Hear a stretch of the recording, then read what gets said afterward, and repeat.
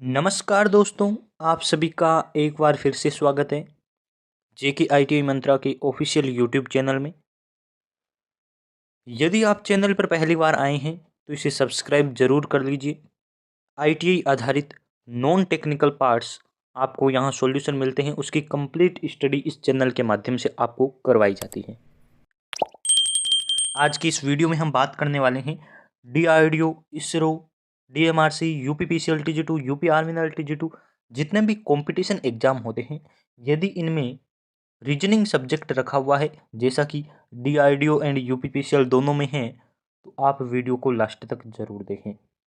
ये एक तरीके का डीआरडीओ सेप्टम टेक्नीशियन ए के लिए पूरा मॉडल पेपर है जिसमें हम रीजनिंग के पूरे क्वेश्चन सॉल्यूशन आपको करवाने वाले हैं। किस टाइप के क्वेश्चन आते हैं, कहाँ से कितने क्वेश्चन आते हैं, वो आपको कंप्लीट मिलने वाले हैं। ये रीजनिंग का कंप्लीट एक मॉडल पेपर, एक प्रैक्टिस सेट है जिसमें ऑल टाइप के क्वेश्चन आपको मिलेंगे। लास्ट तक जरूर देखिएगा, हर टॉपिक से क्वेश्चन हमने शामिल किए हैं और टाइम का अभाव होते हुए, यानी कि समय का अभाव होते हुए, हम आपको कुछ क्वेश्चन इस पार्ट में कराएंगे, कुछ नेक्स्ट पार्ट में करवाएंगे, फिर आप दोनों को एक साथ जरूर देख लीजिए। चलिए शुरू करते हैं। आपसे रिक्वेस्ट करेंगे, चैनल पर पहली बार आए हैं तो सब्सक्राइब कर दीजिए, अच्छा रिस्पांस भी दिया करो यार, बहुत मेहनत करते हैं। और हमने नॉन टेक की ई बुक जारी की है, लिंक आपको डिस्क्रिप्शन में दे रखा है, आप डायरेक्ट वहां से ले लीजिए। नॉन टेक की आपकी बेहतरीन तैयारी हो जाएगी। साथ ही यदि आप प्रैक्टिस देना चाहते हैं, टेस्ट सीरीज लेना चाहते हैं, तो लिंक आपको दे रखा है VK knowledge electrical mobile application का, आप उसे डाउनलोड करें और वहां आपको टेस्ट सीरीज भी मिल जाएगी जिसमें डीआरडीओ के लिए आपको एकदम हूबहू परीक्षा पैटर्न पर आधारित टेस्ट देखने को मिलता है। और किसी भी टॉपर से पूछ लीजिए, वो आपको यही बात कहेगा कि मॉक टेस्ट लगाने चाहिए। तैयारी आप पढ़कर कर सकते हैं, लेकिन आपकी तैयारी कितनी है, आपको कितना याद है, ये सारी परख आपकी होती है। यानी कि एक तरीके का आपका टेस्ट होता है, वो सारा आपके टेस्ट सीरीज पर ही होता है। यदि आप मॉडल पेपर टेस्ट सीरीज देते हैं तो आपकी तैयारी में बहुत ज़्यादा इम्प्रूवमेंट होती है। आप एक बार लिंक पर क्लिक जरूर करें। चलिए शुरू करते हैं आज की इस वीडियो को।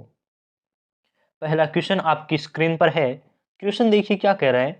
5 लड़कियां दक्षिण की ओर मुंह करके बैठी है। तो यदि इस प्रकार के क्वेश्चन आपके एग्जाम में आए दक्षिण उत्तर, तो पहले तो मैं आपसे रिक्वेस्ट करूंगा ये वाला आप बना लीजिए। तो चलिए देखिए, इस प्रकार से आपको बनाना है। ये देखो, ये आपको बना लेना है। ऊपर लिखना है उत्तर दिशा, नीचे लिखना है आपको दक्षिण दिशा, पश्चिम दिशा, और ये है आपकी पूर्व दिशा। 4 दिशाएं आपको ज्ञान होना चाहिए। अब कह रही 5 लड़कियां दक्षिण की ओर मुंह करके बैठी है, तो ये रही लाइन। अब दक्षिण की ओर है तो ऐसे मुंह करके इसने बैठा दिया। 5 लड़कियां बैठा दीजिए, 3 4 तीर यानी कि मुंह है ना, 5 लड़कियां मैंने यहाँ बिठा दी। अब देखिए क्या कह रहा है कि पी क्यू है ना, पी क्यू तथा आर के बीच में है, तो क्यू और आर के बीच में पी बना दीजिए। यहां हम बनाते हैं कि या तो यहाँ क्यू होगा और आर होगा, दोनों के बीच में कौन है, पी। या फिर ऐसा हो सकता है इधर आर है इधर पी है, बीच में तो पी है क्योंकि ये कह रहा है पी क्यू और आर के बीच है, और यहाँ मान लेते हैं क्यू है। दोनों कंडीशन में पी बीच में है, ऐसा इसने कहा है। जबकि क्यू है ना एस के बाएं है, तो बाएं का मतलब होता है आपकी लेफ्ट। तो जब आप देखेंगे दक्षिण की ओर इधर मुंह करके जो बैठा है, उसका बायां किधर होगा, आपके जस्ट ऑपोजिट। आपका लेफ्ट इधर है तो इसका लेफ्ट क्या हो जाएगा, इधर हो जाएगा। यानी कि यहाँ बैठा है, कौन बैठा है, क्यू एस के। क्यू है ना ये एस के लेफ्ट साइड है। तो यहाँ तो देखिए आप क्यू पी के लेफ्ट साइड है, यानी कि ये कंडीशन नहीं होगी, ये वाली कंडीशन है कि क्यू है ना एस के लेफ्ट है, तो एस का लेफ्ट इधर क्यू बैठा है और पी है ना क्यू और आर के बीच में बैठा है। पहली वाली कंडीशन सही है। आगे देखते हैं क्या कहते हैं। एस और टी छोरों पर है, यहाँ आपको क्लियरली दिखाई दे रहा होगा, फिर मैं एक बार हटा दूंगा तो भी आप देख लीजिए। एस है ना, एस और टी दोनों छोरों पर है, यानी कि लास्ट वाली एक एस इधर बैठा है तो टी इधर बैठा है। बताइए ठीक बीच में कौन है, तो मान लेते हैं यहाँ एस है और यहाँ आपकी टी है। हो गया ना, एस और टी, एस इधर है और टी आपकी इधर हो जाएगा। क्यू कहा है एस के लेफ्ट में बैठा है तो क्यू बिठा देते हैं। फिर कहा है पी बैठा है क्यू और आर के बीच में, तो ये वाली कंडीशन आपकी है। देखिए क्या है, एस और टी आपके छोरों पर बैठे हैं, बिल्कुल राइट बात है। क्यू है ना एस के लेफ्ट में बैठा है, हाँ बिल्कुल बैठा है। क्यू और आर के बीच में पी बैठा है, हाँ बिल्कुल बैठा है। तो अब कह रहा है ठीक बीच में कौन है, तो देखिए दो इधर छोड़ देते हैं, एक बार कलर चेंज करूंगा आपको क्लियरली दिखाई दे जाए। ये देखिए कह रहा है, ये देखिए दो इधर छोड़ देते हैं, दो इधर छोड़ देता हूँ, तो बीच में कौन है, आप कहेंगे पी है। आई होप आप समझ गए होंगे जैसा मैंने एक्सप्लेन किया है ना। और नहीं तो इस क्वेश्चन का स्क्रीनशॉट ले लीजिए और खुद ही एक्सप्लेन कर लीजिए, अपने आप समझ लीजिए, और मैंने आपको अच्छे से बताया है ना। तो ये लीजिए पी आपका राइट आंसर हो जाएगा। अब क्वेश्चन अच्छे से देख लीजिए, स्क्रीनशॉट लेना चाहिए तो ले सकते हैं। चलिए आगे बढ़ाता हूँ, वीडियो को पॉज कर लीजिए स्क्रीनशॉट के लिए। नेक्स्ट आपकी स्क्रीन पर क्वेश्चन है, उपयुक्त चित्र में कितने वर्ग हैं। तो वर्ग माय डियर होते हैं स्क्वायर, है ना, आप सभी को पता है स्क्वायर होते हैं जिसकी चारों भुजाएं बराबर होती है, स्क्वायर कहते हैं उसे। तो स्क्वायर में क्या कह रहा है कि इस डायग्राम में कितने स्क्वायर है, तो एक बार जूम कर दूं क्या, ताकि आपको क्लियरली दिखाई दे जाए। ये लीजिए, ये लो, यहाँ तक काफी है ना, इतना तो बहुत है यार। अब आपको देखिए क्या है, कितने स्क्वायर दिखाई दे रहे हैं। स्क्वायर देखिए कितने हैं, तो आप कहेंगे स्क्वायर आपको दिखाई दे रहा है, एक तो ये वाला है ना, फिर दूसरा, तीसरा, और क्या है चौथा, 5 और 6 स्क्वायर, 6 स्क्वायर है ना। फिर और देखिए ये रहा 7वां स्क्वायर, ये रहा 8वां स्क्वायर, और कहीं स्क्वायर है क्या बताइए। 8 स्क्वायर है ना, तो इसका देख लेते हैं ऑप्शन में 8 है क्या। तो देखिए ऑप्शन में 8 तो है नहीं, है ना। देखिए स्क्वायर एक बार फिर से देख लेते हैं। चलिए एक बार फिर से काउंट कर लेते हैं, देखिए क्या, मैं नंबर लिख देता हूँ ना, सही रहेगा। एक ये रहा, दो ये रहा, तीन ये रहा, चौथा, पांचवा, ऐसे ही कर सकते हैं, इसमें कोई फॉर्मूला तो नहीं है, क्योंकि ये देखिए आकृति भी कैसी दे रखी है, 6 नंबर वाला। अब देखिए दो दो को मिलाकर एक बन रहा है 7वां, एक बन रहा है 8वां ना।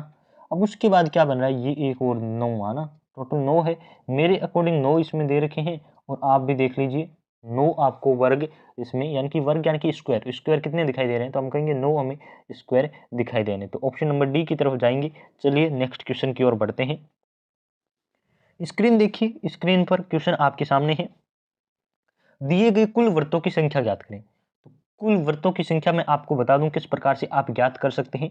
इसमें कोई अलग फॉर्मूला नहीं है, आपको काउंट ही करनी है, क्योंकि एक एक स्क्वायर ही दे रखे ना। यहाँ कोई स्क्वायर तो थोड़ी ना बन रहा है, ये स्क्वायर थोड़ा ना, स्क्वायर यानी कि गोल होता है। देखिए कितने स्क्वायर बन रहे हैं, तो आप कहेंगे 4 और 3 12, है ना, ऐसे कर सकते हैं। 3 इधर है, 4 इधर है, 3 चौक 12, मल्टीप्लाई करके आप कर सकते हैं। ऑप्शन नंबर बी आपका सही आंसर है। आगे देखिए क्या कह रहा है, यदि आपको कह रहा है भाग का मतलब है जोड़, और माइनस का मतलब है गुणा, प्लस का मतलब है घटाव, तथा गुणा का मतलब है घटाव, यानी कि आप देख लीजिए क्या है, यानी कि माइनस है और वो भाग है। चलो देख लेते हैं क्वेश्चन को कैसे करना है ना। पहले तो इस प्रकार के जब भी क्वेश्चन आए तो आपको क्वेश्चन पढ़ लीजिए, एग्जाम में पढ़ना जरूरी होता है, लेकिन मैं कहूँगा न पढ़िए, क्योंकि हम तो बहुत सारे ऐसे प्रैक्टिस कर चुके हैं। अब देखिए क्या होगा, 20 भाग है ना 12 इंटू जो क्वेश्चन आपको दे रहा है वही मैं लिख रहा हूँ ना, 4, 4 प्लस क्या, ये लो प्लस 8 माइनस 6, ये है ना। तो अब देखिए क्या करना है, 20 का 20 लिखिए, भाग की जगह इसने कहा भाग का मतलब है जोड़, भाग की जगह जोड़ लिख देंगे। अब देखिए 12 लिख दीजिए, उसके बाद गुणा का मतलब इसने कहा है जोड़ है, गुणा का भी मतलब जोड़ और भाग का मतलब भी जोड़ कैसे है, गुणा का मतलब क्या है,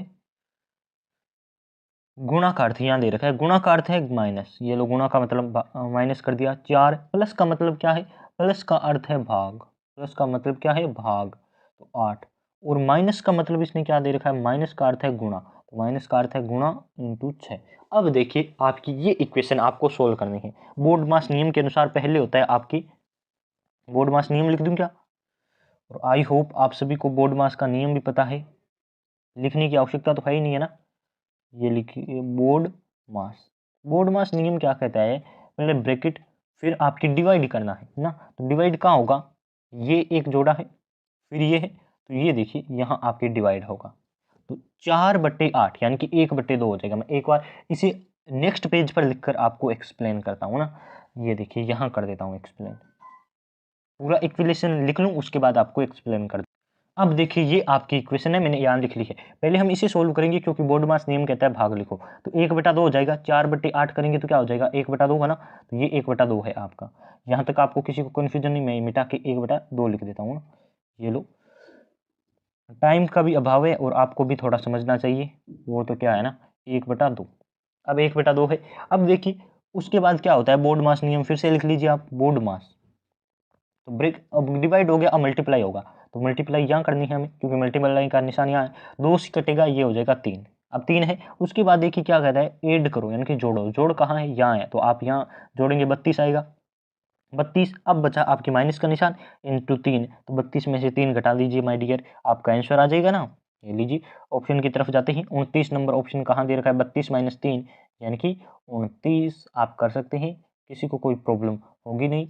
ये लीजिए यहाँ तक मिटा देता हूँ और आपका आंसर भी मैं आपको 29 टिक करवा देता हूँ। स्क्रीनशॉट ले लीजिए। चलिए थोड़ा मिटा दूँ क्या यार, टाइम भी कम है, चलो आगे बढ़ते हैं, है ना। निम्नलिखित अंक श्रृंखला में प्रश्नवाचक चिन्ह के स्थान पर कौन सी संख्या आएगी, तो प्रश्नवाचक की जगह आपको संख्या पहचान करनी है कौन सी आएगी। तो देखिए क्या संख्याएं हैं, 4, 5, 9, 18, 34। तो इसे दो तरीके से कर सकते हैं। एक तो होती है जब भी संख्या इस प्रकार से बढ़े ना, 1, 1, 2, 2 कम कम अंक बढ़े ना। एक तो संख्या ऐसे बढ़ती है, 4 का हो गया 36, 28, तब तो आपको पता है मल्टीप्लाई के रूप में बढ़ रही है। जब 4 से 5 हुई यानी कि ऐड का मतलब हो रहा है, यहाँ एक ऐड हुआ है, यहाँ कितने ऐड हुए हैं, तो यहाँ आप कहेंगे 4 ऐड हुए हैं। फिर यहाँ कितने ऐड हुए हैं, तो आप कहेंगे आपके हो गए हैं 9 ऐड हो गए ना। और उसके बाद कितने ऐड हुए हैं, तो आप कहेंगे कि संख्या कोई फिक्स नहीं है, 1, 4, 9 पता नहीं कैसे ऐड हो रही है, कोई सम है कोई विषम है। तो आपको एक और तरीका बता दूं, जब इस प्रकार से आपको पता नहीं चले कि किस प्रकार से बढ़ रही है, तो दूसरा तरीका अपनाया करो। इसमें देखिए क्या है, 4 में कितना ऐड हुआ है, आप कहेंगे 1 का स्क्वायर ऐड करते हैं तो 5 बन जाता है। अब 5 में हम 2 का स्क्वायर ऐड करें ना, तो कितना हो जाएगा 9। फिर 9 में हम 3 का स्क्वायर ऐड करते हैं तो 18 हो जाएगा।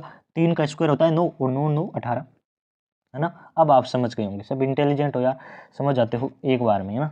अब 18 में हम 1 का स्क्वायर हो गया, 2 का हो गया, 3 का हो गया, 4 का। अब 18 में हम 4 का स्क्वायर यानी कि 16 ऐड करते हैं, तो 16 ऐड करेंगे तो कितना आएगा, तो 16 और 18 आपके होते हैं 34, है ना। 16 और 18 34। उसके बाद देखिए अब आपको 34 में ऐड करना है। 34 में कितने का ऐड करेंगे, तो आप कहेंगे 4 का स्क्वायर हो गया, अब हमें करना है 5 का स्क्वायर। 5 का स्क्वायर होता है 25, तो 34 और आपको 25 ऐड करने हैं, 9 और 5 59 आपका आंसर आएगा। ऑप्शन नंबर डी इसमें सही आंसर है। आई होप अच्छे से एक्सप्लेन किया है, सबको समझ आ गया होगा। ऑप्शन नंबर डी की तरफ हम यहाँ जाएंगे। स्क्रीन में आपका नेक्स्ट क्वेश्चन है, थर्मामीटर तापमान को दर्शाता है, तो एमीटर के लिए कौन सा आएगा, क्वेश्चन मार्क की जगह आपको बताना है कौन सा आएगा। देखिए थर्मामीटर किस लिए आता है, तो आप कहेंगे ताप को मापने के लिए, तो हमें बताना है एमीटर किसको मापने के लिए आता है। तो सबको पता है विद्युत धारा एमीटर से मापी जाती है। यदि वोल्ट मीटर होता तो हम कर देते विभवांतर को मापने के लिए, यदि एनर्जी मीटर होता तो हम कहते शक्ति को मापने के लिए, है ना। अब देखिए वही क्वेश्चन आ गया क्या, 5 छोरों वाला, कोई नहीं एक बार एक्सप्लेन कर। यदि ए बी से लंबा है परंतु सी से नाटा है यानी कि छोटा, जिसे आप हाइट में बोलना कह सकते हैं, तथा बी उतना ही लंबा है जितना कि डी परंतु ई से लंबा है तब डी है। तो ये आपको इस प्रकार के जब भी क्वेश्चन आए कि वो उससे लंबा है, वो इससे शक्तिशाली है, बड़ा है, जब भी इस प्रकार की क्वेश्चन आई तो आपको एक अलग तरीका फॉलो करना है, मैं आपको बता देता हूँ। जैसा जैसा आपको कह रहा है क्वेश्चन में, आपको उसी तरह से फॉलो करना है। क्या कह रहा है, ए बी से लंबा है यानी कि बी आपको यहां लगाना है कि बी से लंबा कौन है, ए, परंतु सी से नाटा यानी कि बोना है, यानी कि ए है वो बी से तो लंबा है लेकिन सी से बोना है, यानी कि सबसे लंबा जो हो गया वो आपके सी होगा। इजिली इतनी लाइन का आप मतलब समझ गई। बी उतना ही लंबा है, ये वाली लाइन देखी, बी उतना ही लंबा है जितना कि डी, यानी कि बी और डी दोनों आपकी बराबर हाइट के हैं, यानी कि दोनों की हाइट बराबर है, परंतु ई से लंबा है, यानी कि ये बी और डी है ना, ये दोनों बराबर हाइट के हैं और ई से लंबे हैं। तो आपको अब क्या कह रहा है कि तब डी है, यानी कि डी क्या है, उतना ही लंबा जितना कि ए से तो लंबा नहीं है। आप देख सकते हैं जैसा कि आपको डायग्राम में दिखाई दे रहा है, सबसे लंबा सी है, उसके बाद ए है, बी और डी बराबर हाइट के हैं और ई से वो बड़े हैं, यानी कि ई सबसे छोटी हाइट वाला है। दूसरा ऑप्शन कह रहा है सी से लंबा है, तो आप देख सकते हैं सी से लंबा नहीं है, है ना। और बी से नाटा है, इसने कहा है बी उतना ही लंबा है जितना कि डी, और बी और डी दोनों बराबर हाइट के हैं। ए से नाटा है, ये राइट ऑप्शन है कि ए से देखिए छोटी हाइट का है या कम हाइट का है, तो ऑप्शन नंबर डी की तरफ हम जाएंगे। इजीली आप एक तरीके को सीक्वेंस को फॉलो करके इस प्रकार के क्वेश्चन का आंसर दे सकते हैं। इससे पहले भी मैंने आपको इस टाइप के क्वेश्चन सॉल्यूशन करवाए हैं, आप रीजनिंग की प्लेलिस्ट में जाकर देखिए। ITI आधारित किसी भी प्रतियोगी परीक्षा की यदि आप तैयारी कर रहे हैं, नॉन टेक पार्ट हमारे इस चैनल से आप पढ़ सकते हैं। रीजनिंग की अलग से प्लेलिस्ट बना दी है, आप उसमें विजिट कीजिए। हमने अलग अलग टाइप्स के आपको क्वेश्चन सॉल्व करवाए हैं। चलिए नेक्स्ट क्वेश्चन की बात कर लेते हैं। सेकंड क्वेश्चन आपकी स्क्रीन पर है कि अरुण ने कहा ये लड़की मेरी माँ के पोते की पत्नी है, अरुण उस लड़की से कैसे संबंधित है। तो आई होप आपने इस प्रकार की लाइंस को समझ लिया है, किस प्रकार से इसका आंसर करेंगे। चलिए एक एक स्टेप से मैं आपको समझाता हूं। अरुण ने कहा, तो मान लीजिए ये आपका अरुण है ना, और कहा कि ये लड़की, यानी कि एक लड़की की तरफ इशारा करते हुए कह रहे हैं, हम आपको जी से दर्शा देते हैं। अरुण प्लस मेल है और जी यानी कि गर्ल वो लड़की है जिसे हम माइनस सिंबल से डिनोट कर रहे हैं। ये लड़की मेरी माँ यानी कि अरुण की माँ है और उसका पोता, अरुण की माँ का पोता क्या होगा, आप मान लीजिए कि अरुण का बेटा होगा। तो मेरी माँ के पोते की पत्नी यानी कि अरुण के माँ है, उसका पोता यानी कि अरुण का बेटा, और उसकी पत्नी यानी कि अरुण के बेटे की पत्नी है। आप इजीली इस लाइन को एक एक पार्ट में डिवाइड करके पढ़िए तो आपको समझ आएगा कि अरुण के बेटे की बहू है। तो उसमें आपको दे रखा है अरुण उस लड़की से कैसे संबंधित है। तो अरुण उस लड़की का क्या है, तो आप कहेंगे ससुर। ऑप्शन नंबर सी यहाँ सही दे रखा है। आई होप यहाँ तक आप समझ गए होंगे। अरुण उस लड़की से कैसे संबंधित है, आप कहेंगे अरुण उसका ससुर है। और यदि पूछे कि वो लड़की अरुण से कैसे संबंधित है, तो वो अरुण की बहू होगी। आप ऑप्शन उसके अकॉर्डिंग सेलेक्ट कर सकते हैं। यहाँ पूछा है अरुण कैसे संबंधित है, तो अरुण उसका ससुर होगा। एक बार फिर से एक्सप्लेन करूँ क्या, देखिए ऑप्शन क्या कह रहे हैं आपकी कि अरुण है उसके माँ का पोता, यानी कि अरुण के माँ का पोता क्या होगा, अरुण का बेटा, और उसकी बहू यानी कि अरुण के बेटे की पत्नी है, वो अरुण की बहू हो जाएगी या फिर अरुण उसका ससुर हो जाएगा। रीजनिंग में ब्लड रिलेशन से रिलेटेड टॉपिक है, उससे इस प्रकार के क्वेश्चन पूछे जाते हैं, जैसे आपको घुमा फिरा कर क्वेश्चन दिए जाते हैं। नेक्स्ट आपकी स्क्रीन पर क्वेश्चन दे रखे हैं, देखिए विद्यार्थियों की एक लाइन में मेरा स्थान दोनों ओर से 7वां है। दोनों ओर से कितना स्थान है, तो आप कहेंगे 7वां स्थान है। पंक्ति में कुल कितने छात्र हैं, तो ऐसा क्वेश्चन माय डियर एग्जाम में जरूर पूछा जाता है। इसमें आपको कंफ्यूज करने की कोशिश की जाती है। क्वेश्चन हो सकता है दोनों छोरों से काउंट करने पर, या एक पंक्ति है उसके दोनों छोरों से कहीं से भी काउंट करो, मेरा नंबर 7वां है, मेरा नंबर 11वां है, मेरा नंबर 15वां है, बताइए लाइन में कितने नंबर है। तो मान लीजिए ये लाइन शुरू हो रही है यहाँ से लेके यहाँ तक, है ना, और ये है आपका ए पॉइंट और ये है बी पॉइंट। अब मान लीजिए मैं यहाँ बैठा हूँ, मैं यानी कि आप, और आपका नंबर कौन सा है, 7th नंबर है। तो 7th नंबर है, इधर से काउंट करो तब भी आप 7th आते हैं, इधर से काउंट करो तब भी 7th आते हैं। तो इसका मतलब क्या है, इधर आपके 6 लड़के बैठे हैं तो आपका 7वां स्थान, इधर भी इधर आपके 6 लड़के बैठे हैं तब आपका 7वां स्थान आ रहा है ना। तो टोटल पूछा है ना, तो 6 6 12 और एक आप 13, यानी कि टोटल लोग कितने होंगे। तो आप ऑप्शन नंबर बी को सिलेक्ट कर सकते हैं। ऑप्शन नंबर बी आपका क्या होगा, सही आंसर होगा। तो ऑप्शन नंबर बी की तरफ जाएंगे। चलिए आपको कुछ ज़्यादा इन्फॉर्मेशन दे देता हूँ।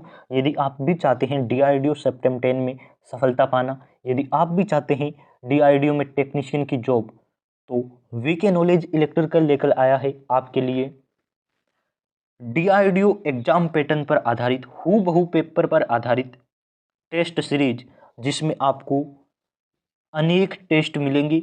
120 क्वेश्चन उसमें शामिल है, पूरी तरह से एग्जाम पैटर्न पर आधारित है। तो आप अपनी तैयारी शुरू कर सकते हैं, अपनी तैयारी की जांच कर सकते हैं, क्या कमी रह गई है उसे भी सुधार सकते हैं। लिंक दे रखा है आपको डिस्क्रिप्शन में, आप जाकर जरूर विजिट करें। Download now VK knowledge electrical application. चलिए आगे बात कर लेते हैं। एक आदमी पूर्व में 3 किलोमीटर की यात्रा करता है। जब भी ऐसे क्वेश्चन आ जाए ना, तो आपको क्या करना है, सिंपली दिशाएं बना लेनी है, उत्तर, दक्षिण और पूर्व और पश्चिम 4 दिशाएं होती है, आई होप आप सभी को पता है। तो क्या कह रहा है, एक आदमी 3 किलोमीटर पूर्व की ओर चलता है, यानी कि इस साइड आपकी 3 किलोमीटर चलता है, ये दूरी है आपकी 3 किलोमीटर। एक बार यहाँ से बताऊँ, 3 किलोमीटर ये दूरी है आपकी।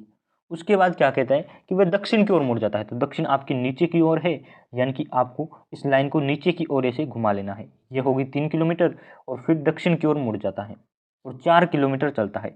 वह शुरुआती बिंदु से कितना है, यदि उसे पूछे कि कुल कितनी दूरी चला है, तब तो आपको कर देना है 3 और 4 को ऐड करके 7 आंसर लिखना है, क्योंकि कुल उसने डिस्टेंस कितनी कवर की है या कितनी डिस्टेंस वो चला है तो आप टोटल कर सकते हैं। लेकिन यदि आपसे पूछे कि शुरुआती बिंदु से कितना चला है, तो ये आपका शुरुआती बिंदु है और ये आपका एंडिंग पॉइंट है, जिसे हम लास्ट पॉइंट कहते हैं। तो ये आप एक तरीके से देख सकते हैं, समकोण त्रिभुज आपको दे रखा है और इसमें लगा दीजिए पाइथागोरस प्रमेय। याद है ना पाइथागोरस प्रमेय, कर्ण का स्क्वायर बराबर आधार स्क्वायर प्लस लंब स्क्वायर, है ना। तो कर्ण आपको ये ज्ञात करना है, यानी कि टोटल दूरी आपको ये ज्ञात करनी है। तो 3 का स्क्वायर प्लस 4 का स्क्वायर, यानी कि 9 प्लस 16 बराबर 25, ये आ गया आपके कर्ण का स्क्वायर। जब कर्ण का स्क्वायर आपके 25 है तो आप इजीली कर्ण भी निकाल सकते हैं 25 का रूट करके, यानी कि 5 किलोमीटर वह अपने शुरुआती बिंदु से चला है। और यदि आपको टोटल दूरी पूछे तो आपको ऐड कर देनी है 3 + 4 = 7 आपका आंसर होगा। आई होप आप में से किसी को इसमें कोई प्रॉब्लम नहीं है, इजीली आप कर सकते हैं। नेक्स्ट आपकी स्क्रीन पर देखिए किस प्रकार से क्वेश्चन दे रखा है। रीजनिंग का प्रैक्टिस सेट आज कंप्लीट हो जाएगा और यदि आवश्यकता पड़ी तो हम आपको बार बार प्रोवाइड करवाएंगे। देखिए क्या कह रहे हैं, अंग्रेजी वर्णमाला के अल्फाबेट्स को संख्याओं से लिखा जाता है, तो निम्न में से किस वर्णमाला की 5 शब्दों का योग 51 होगा। तो इस प्रकार के क्वेश्चन को आप ऑप्शन से करें तो ज़्यादा बेटर रहेगा, क्योंकि पूरी वर्णमालाएं 26 अल्फाबेट होते हैं, एक दूसरे के साथ में जुड़ते जाते हैं, तो बहुत सारे 51 नंबर आ जाएंगे। तो ऑप्शन के अकॉर्डिंग कीजिए। देखिए ए दे रखा है, ई दे रखा है, ओ दे रखा है, आई दे रखा है और टी दे रखा है। ऐड कर दीजिए माय डियर। ए का कितना होता है 1, ई का होता है 5, ओ का बताइए क्या नंबर होता है। तो अब देखिए क्या होगा, ओ का कितना होता है तो आप कहेंगे 15, आई का होता है 10, है ना, 10 होता है या 9 होता है, जे का 10 होता है ना, तो ये लीजिए आई का 9, और टी का कितना होता है 20 होता है ना। तो ये नंबर आपको ध्यान होने चाहिए, इजीली कर सकते हैं। ये हो गया आपके 20 और 20 40 और 40 से 10 50, यानी कि 50 ही नंबर हुए, तो ये आपका आंसर नहीं होगा।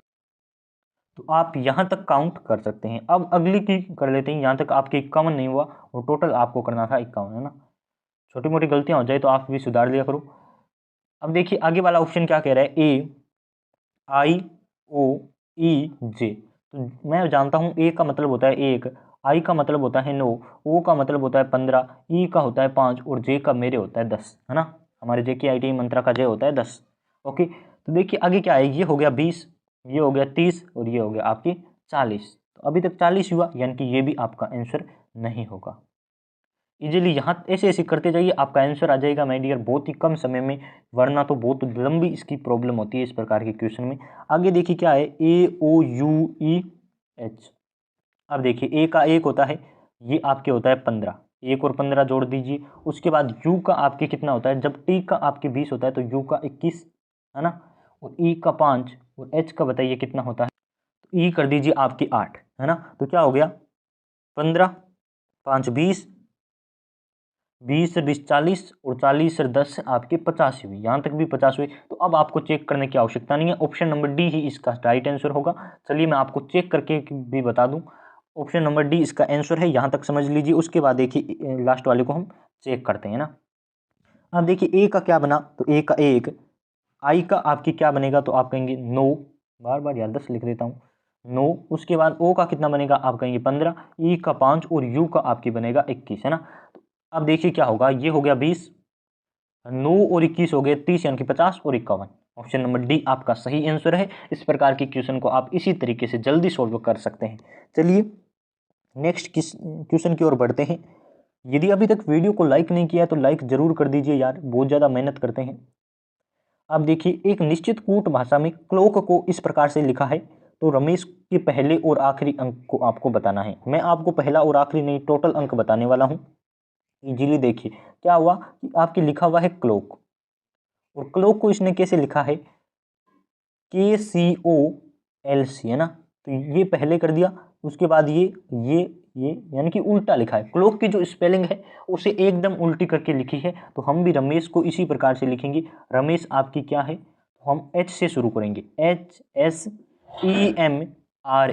तो पहला अंक आपका होगा H और दूसरा लास्ट वाला अंक होगा R। तो ऑप्शन नंबर बी की तरफ जाएंगे, ये आपका राइट आंसर है। यदि आपको पूछे कि रमेश को उल्टा कैसे लिखना है, तो आपको पहले लिखना है HSEMAR,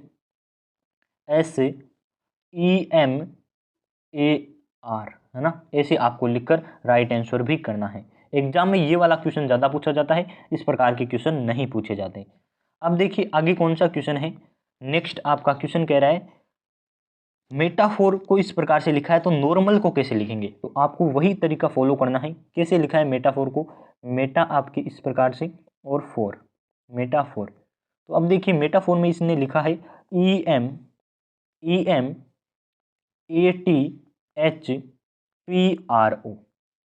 है ना। तो यही आपको तरीका फॉलो करना है। ई को इस ऐसे कर दिया और एम को, यानी कि पहले दो अक्षरों को इसने चेंज कर दिया। यहाँ भी ऐसे देख रहे हैं आप, और ये भी आपके इसी प्रकार से, और ये देखिए दो अक्षरों को चेंज कर दिया है। आर पहले है तो उसे बाद में कर दिया है, और बाद में तो पहले कर दिया है। OR में देख लीजिए, ME में देख लीजिए, वही आपको नॉर्मल में करना है। तो आपको एक्सप्लेन कर देता हूँ मैं शुरू से। देखिए नॉर्मल में क्या किया इसने, नॉर्मल है आपका, ये लिखिए दो अक्षरों के आप बना लीजिए जोड़े। नॉर्मल का पहला लिखना है आपको O पहले उसके बाद N। इसी प्रकार से R में पहले M उसके बाद R, और AL में पहले L उसके बाद A। तो ये आपका right answer option number C रहेगा। आप इजीली देखकर मिलान कर सकते हैं। इस प्रकार से आपका सही सेंटेंस बनेगा। नेक्स्ट आपकी स्क्रीन पर क्वेश्चन दे रखा है 12 का हो गया है आपकी 21, 23 का 32, तो 34 का क्या होगा। तो ये इजी क्वेश्चन है, इसमें किसी भी प्रकार की श्रृंखला नहीं लगी है। बस आपके 12 का कर दिया 21, यानी कि चेंज कर दिया उल्टे अक्षर। 23 का इसने लिख दिया है 32, तो इसी प्रकार से आपको 34 का लिखना है। कैसे लिखेंगे, देखिए 12 है यानी कि 1 2 है तो उसे 2 1 कर दिया है। 23 है यानी कि 2 3 है तो उसे 3 2 कर दिया। उसी प्रकार से 4 3 3 4 है तो हम 4 3 कर देंगे। ऑप्शन नंबर डी आपका सही आंसर है। तो आज के इस वीडियो में इतने ही क्वेश्चन। यदि आपको वीडियो पसंद आई है तो लाइक जरूर करें। हमारी ई बुक डाउनलोड करने के लिए लिंक दे रखा है आपको डिस्क्रिप्शन में, जिसमें 750 प्लस ऑब्जेक्टिव टाइप क्वेश्चन है। आप जरूर पढ़िए, एग्जाम पैटर्न पर आधारित है, आपकी एग्जाम में बहुत ज़्यादा हेल्पफुल रहेगी। बहुत बहुत धन्यवाद आप सभी का। हो सके तो वीडियो को शेयर भी कर दीजिए।